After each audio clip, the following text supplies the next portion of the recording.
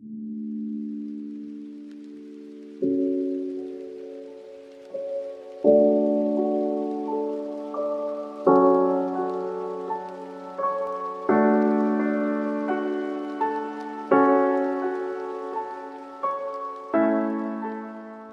नाम हसन है, 11 साल उम्र है, 2 भाई है, एक मेरा भाई छोटा है और मैं अकेली हूँ।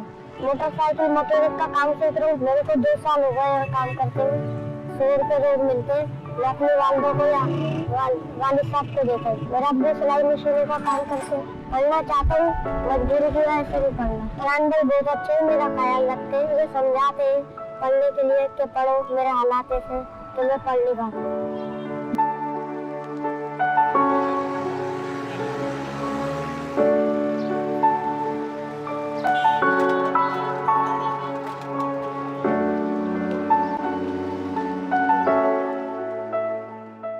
फरहान नाम है और ये बच्चा मेरे पास 2 साल से काम कर रहा है। बच्चा मासूम है, पढ़ने का शौक है, घर के हालात ऐसे हैं मालिक कि पढ़ नहीं सकता ये बच्चा। मैं इसका बहुत ख्याल करता हूँ, हर लिहाज से ख्याल करता हूँ। इस फील्ड में कोई बच्चा ना आए, पढ़ाई की तरफ, पढ़ाई बहुत ज़रूरी है। पढ़ाई